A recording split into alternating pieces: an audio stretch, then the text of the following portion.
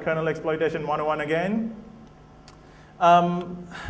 Basically, I mean, that's about it. So once you get the device to inject the payload into the system RAM at a certain point in time, transfer execution control to the payload, and once the payload is done, the payload can let the device know that it's completed through the custom command, again, that you've implemented.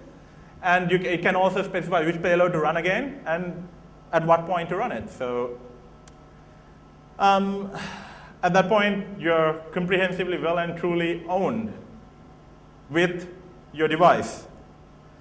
So what are some of the advantages of this?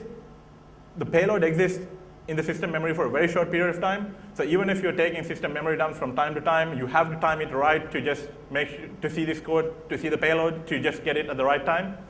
And then everyone will have, like the guy who is the incident response guy who's looking at it will have to figure out how this code got there. And even when it exists in the system, if you use multiple payloads or other mitigation factors, you basically only see a very small portion of the code, which may not make a lot of sense. So again, there's a layer of difficulty there. And well, my favorite is that it actually survives reboots, of course, without writing anything to the file system. And it survives OS reinstallations. So that's kind of funky. And if you write your payload in a reasonable file, which I haven't done, but theoretically, there's nothing saying that you can't write a certain type of payload that would affect any OS that you plug the device into. So it's possible. Like I said, yeah, you take the device, you attach it to another computer, like bam, gone. So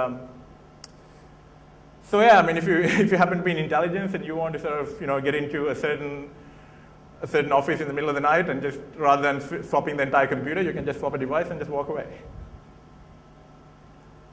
Okay, questions? Sorry for taking about 4 minutes over and rushing through the end of it, but any questions? No? Okay, time to go and drink then.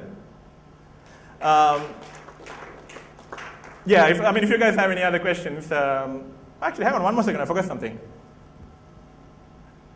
Right, if anyone can figure what this one is, what this is, or at least what CPU architecture that is, I will tell you what device it is.